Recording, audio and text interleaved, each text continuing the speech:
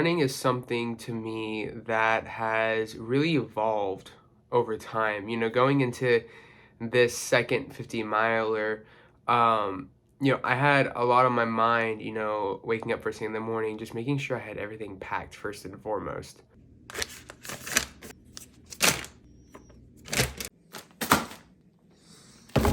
And then on my way, so I had to drop off my daughter at my mom's, and I felt so much more nervous than I normally do. And mind you, this is Friday, this is the day before, so we decided to camp out. So right now we're packing, we're getting all that kind of stuff done, but I went to drop off my daughter at my mom's, and I just like, my mind was just full of nervousness. What's up, guys? On my way to go drop off Haley at my mom's, and I want to kind of talk to you about where I'm feeling.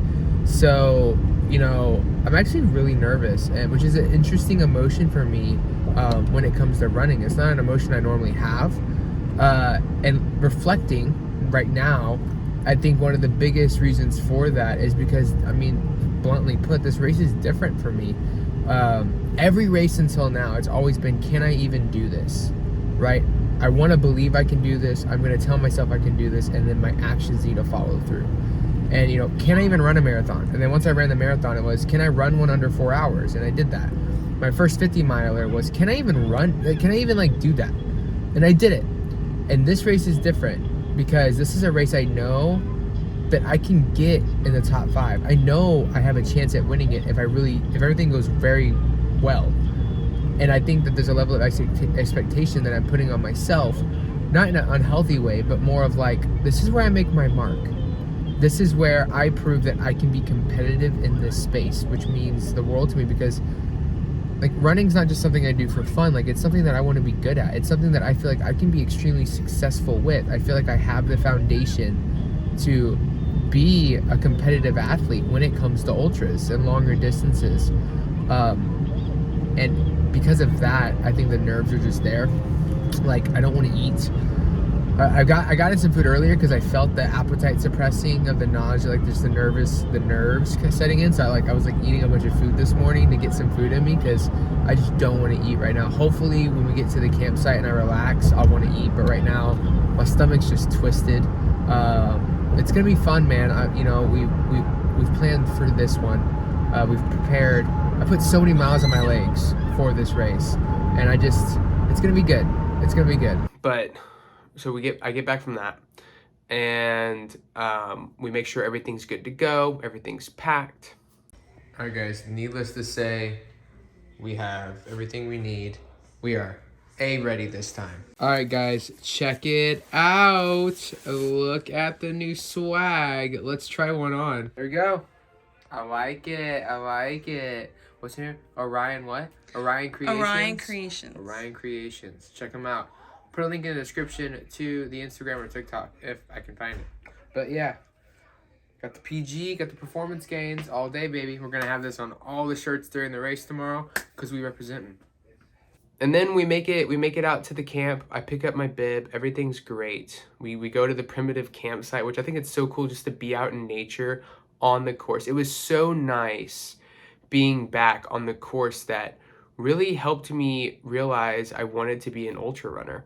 And I really felt like this was my race. This was my race to make my mark. Look at our primitive campsite with a fully functional picnic table and surrounded by a bunch of cars. Very, very primitive. So my sleep though, something was off that night. We had dinner, we had steak and Brussels sprouts, and it was delicious. Oh yeah. This is glamping, people. We brought rosemary from the store to put on our steaks. But I went to bed, and all of a sudden I started waking up every hour, and my heart rate was extremely high. My heart was racing, and honestly, I chalked it up. I was nervous. I was just nervous. What's up, guys? It is about 3 o'clock in the morning, and I'm just sitting in front of the fire. I couldn't sleep anymore. I'm gonna try and get another hour in a bit, but it's a lot on my mind. Keep playing the race in my head over and over. No one ever gets a good night's rest the night before a race. I guess some people do, but I never do. It's always either I stay up too late, or I wake up super early. That is the curse. That is race jitters. So we're just here, sitting by the fire, enjoying its warmth and thinking about the day to come. Gotta warm up the legs before you burn them. Guys, it is 4:30 in the morning. We're about an hour and a half out. The one thing about Garmin's and apps and fitness apps, the positive is that you get all this data, and when you're doing good, you feel good, the watch is showing you're doing good. But the con is like when you're not doing good, like when you're stressed out or your heart rate's higher than it should be, it gives you a lot of negative feedback, and right before a race it can really stress you out. Like, I'm trying not to look at my sleep score because my stress score is like super high overnight, which is like stressing me out more. I mean, we're gonna run, we're gonna adapt, we're gonna do what we need to do to take the day.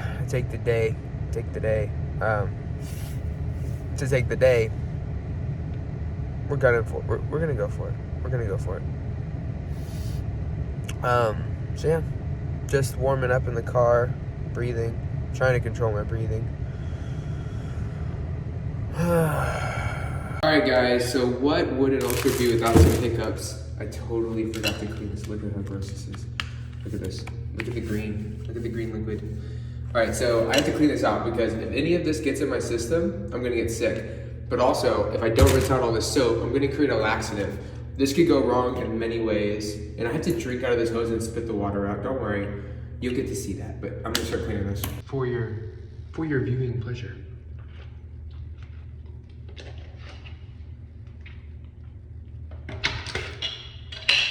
And then I didn't really get much sleep after that, but you know, there was about an hour and a half left until the race anyways. So we got packed up, got ready to go to the race. It was freezing outside. It was really cold. But towards right before the race started, I actually got pretty acclimated. So I was feeling good, right? Like I felt warmed up. I felt like my body could handle the cold. And so I walked up to that race start line with confidence. Here we go. Look at the lineup. Look at all them headlamps. Look at all them headlamps. That whistle blew and we took off. And honestly, I felt great. Little did I know at the time that that was an external factor and not what was really going on inside my body.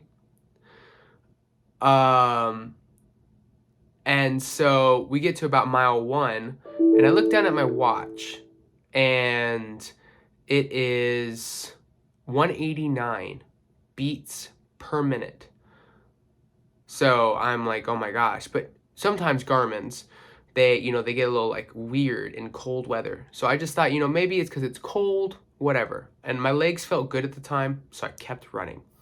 Mind you, I'm in like 4th place right now. I'm caking it, and I feel great. We get to mile 7, about the turn. It's the corner that I got a little teary-eyed at on mile 33, the last race, and I see Bert and my mom, and I'm like, hey, my watch is acting stupid. Jonathan! Huh? My watch is acting stupid.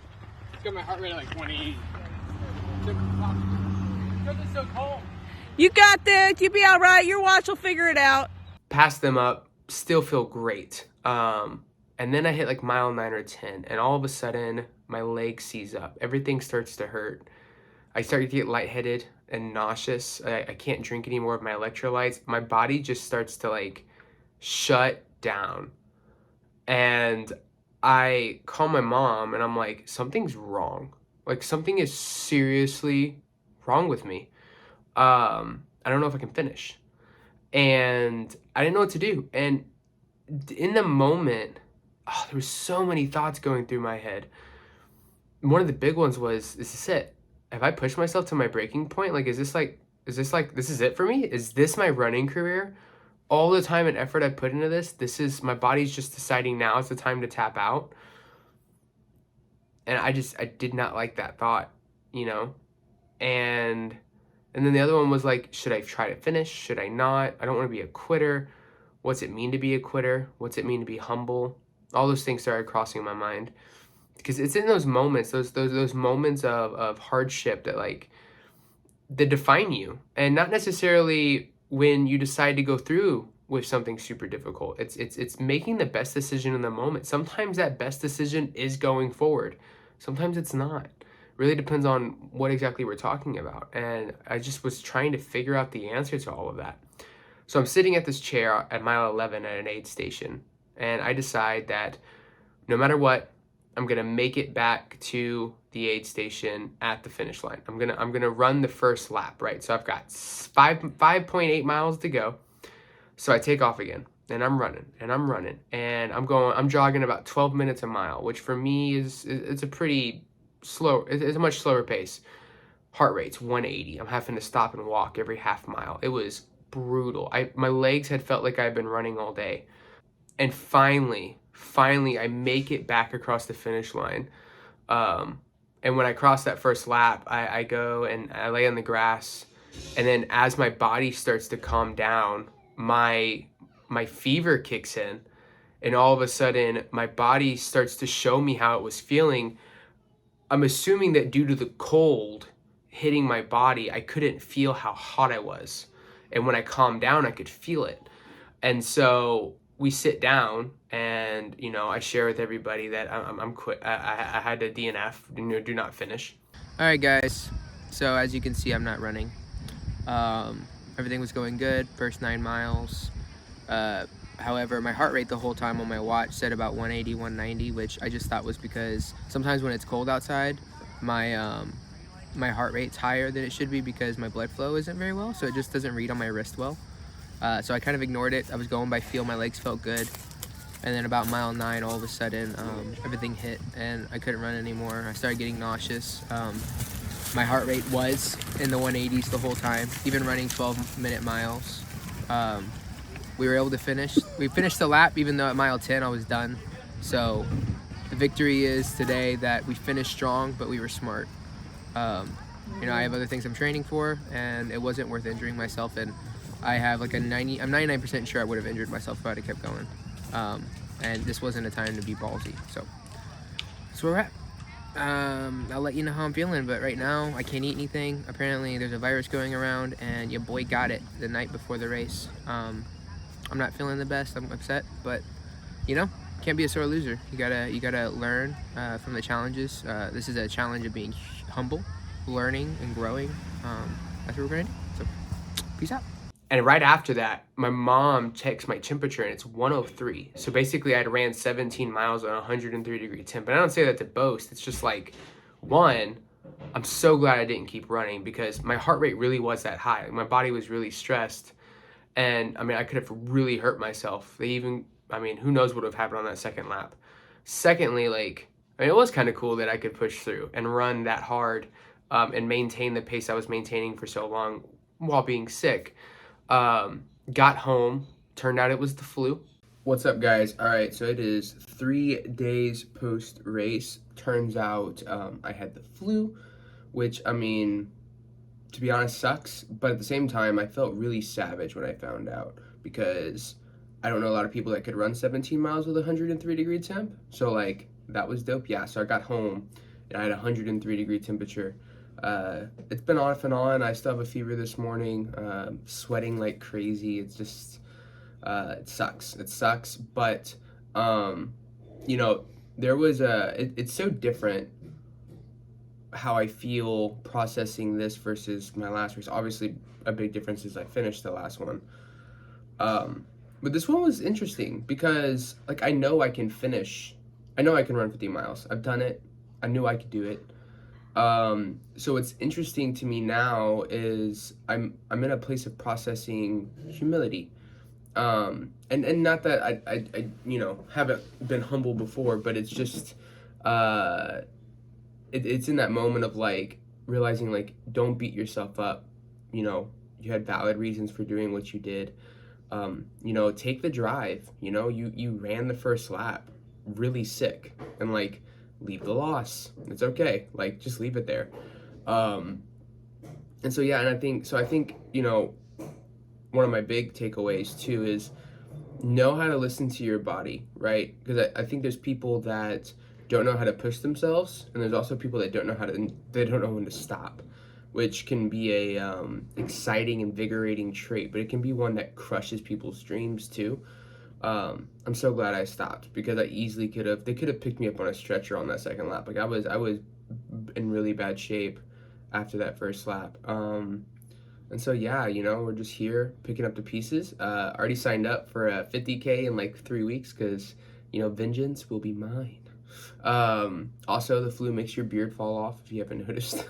No, I have to get my wisdom teeth removed next week, so I had to do that. But yeah, 50K coming up, and then I have a really exciting series coming up for you guys.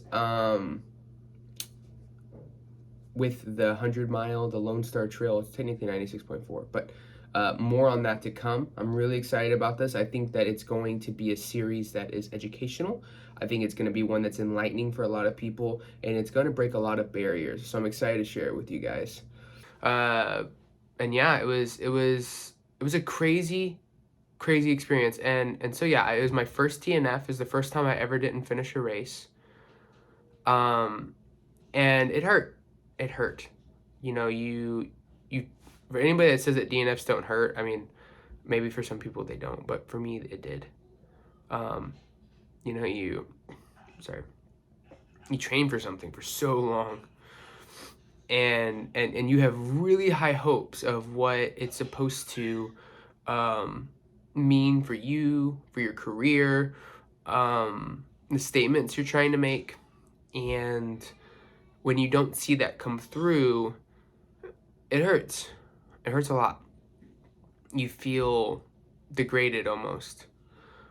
But at the same time, I'm so proud of how I responded. I wasn't prideful. I wasn't pitiful. I wasn't, oh, woe is me. I took the drive and I left the loss. I was proud that I finished the first lap, even though I could have easily have quit, and most people would have quit at mile 10, and they would have been right to do so. I think that when it comes to ultra running, honestly, humility is the name of the game. Without humility, you can't learn. Without humility, you can't grow. Without humility, you can't embrace struggle. And for me, this was a growth of humility. I know that experiencing this is going to make me a better overall athlete in this sport. I'm going to know what it feels like to lose, and it's going to make me appreciate the wins. I cannot wait to start training again for my next run. In fact, I already signed up for one, because I know that I am capable of going further. I'm capable of going the distance. And if you don't believe me, just watch me.